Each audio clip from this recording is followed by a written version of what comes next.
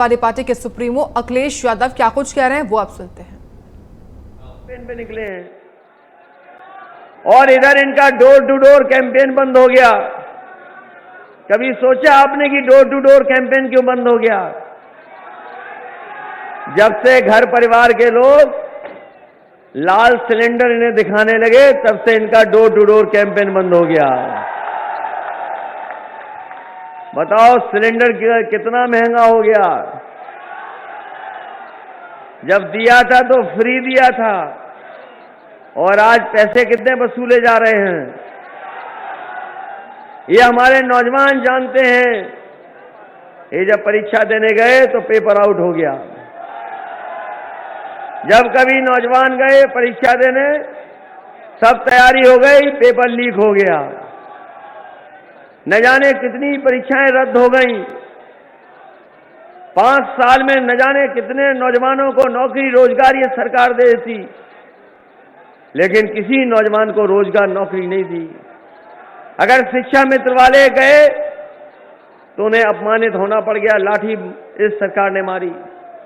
ये हमारे खड़े हैं बीए या टीटी वाले लोग, पिछले कितने वर्षों से आंदोलन कर रहे हैं, लगातार सरकार से लड़ रहे हैं, लेकिन सरकार ने इनके लिए कोई रास्ता नहीं निकाला। इसी तरह बीटीसी वाले हैं, बीपीएड वाले हैं, बीएड वाले हैं, 69,000 वाले हैं। हर तरह का भेदभाव हो रहा है सरकार में।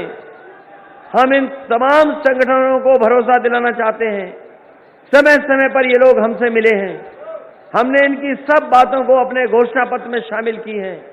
आने वाले समय में समाजवादी सरकार बनेगी तो एक एक शिक्षा क्षेत्र में जिन लोगों के साथ अनियमितताएं हुई हैं, जिनके साथ भेदभाव हुआ है, जिनको इन्होंने सरकार ने नौकरी नहीं दी है, उन सबको समायोजित कर करके या उनका रास्ता निकाल करके या संविधान के तहत जो व्यवस्था होनी चाहिए वो व्यवस्था लागू कर करके इन नौजवानों को, इन पढ़े लिखे नौजवानों को नौकरी देने का काम समाजवादी लोग करेंगे।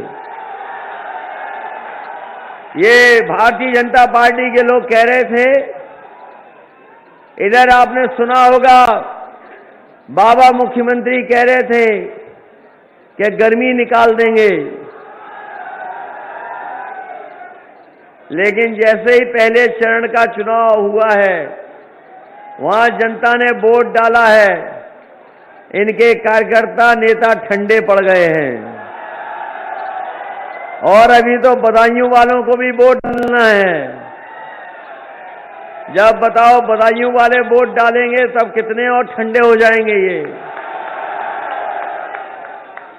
ये बाबा मुख्यमंत्री ऐसे हैं जिन्होंने खेतों में तार लगवा दिए हैं। खेतों में तार हैं कि नहीं है? पता नहीं क्या करते रहे ये सरकार वाले लोग। बजट जाने कहां चला गया,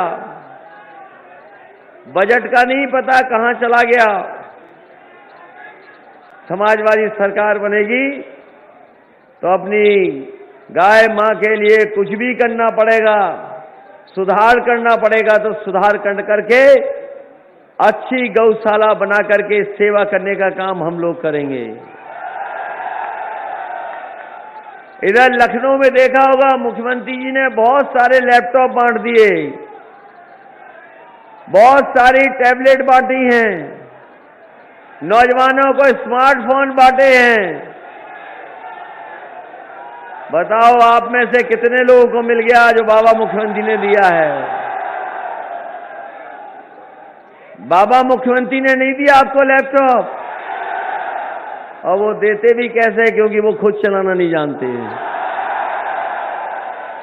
इधर वो सीख रहे हैं स्मार्टफोन कैसे चलाया जाए। वो तो ऐसे हैं जो स्मार्टफोन भी नहीं चला पा रहे। अरे बदायूं के नौजवान जिनके हाथ में है स्मार्टफोन, ये अपने आप चलाना सीख गए। बताओ बाबा जी इसको भी चलाना नहीं जानते।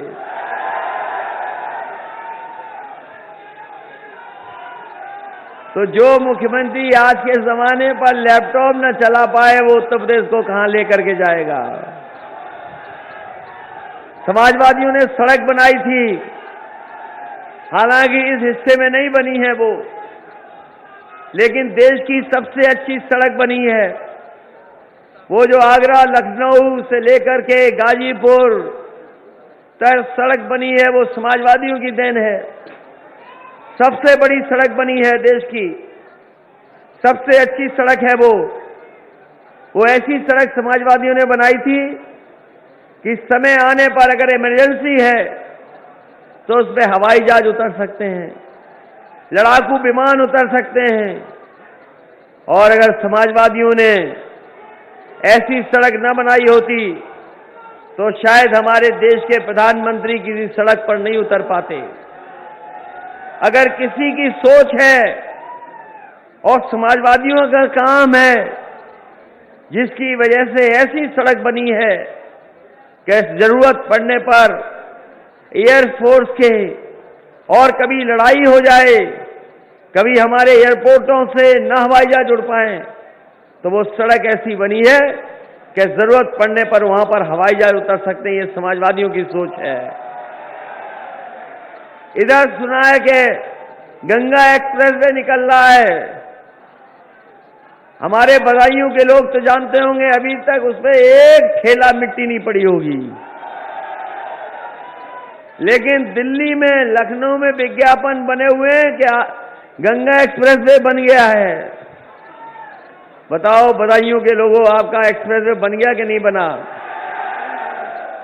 ये बदायूं नहीं जुड़ पाया है लखनऊ से सीधा। पिछली बार तो केवल मेडिकल कॉलेज दे पाए, बाईपास दे पाए, सब स्टेशन दे पाए, ये 100 नंबर की गाड़ी दे पाए, एम्बुलेंस दे पाए। लेकिन इस बार समाजवादी सरकार बनेगी तो बदायूं को सीधा लखनऊ से जोड़ने के लिए अगर हमें फर्रुखाबाद होकर के और अपने कन्नौज तक कोई एक्सप्रेस वे बना करके लखनऊ से जोड़ना होगा तो बदायूं के लोगों को एक्सप्रेस वे से जोड़ने का काम समाजवादी लोग करेंगे। और इसके किनारे मंडी बनना चाहिए, क्योंकि मंडी हम इसलिए बनाना चाहते हैं कि हमारे किसानों को सही कीमत मिले। अगर एमएसपी की बात हो तो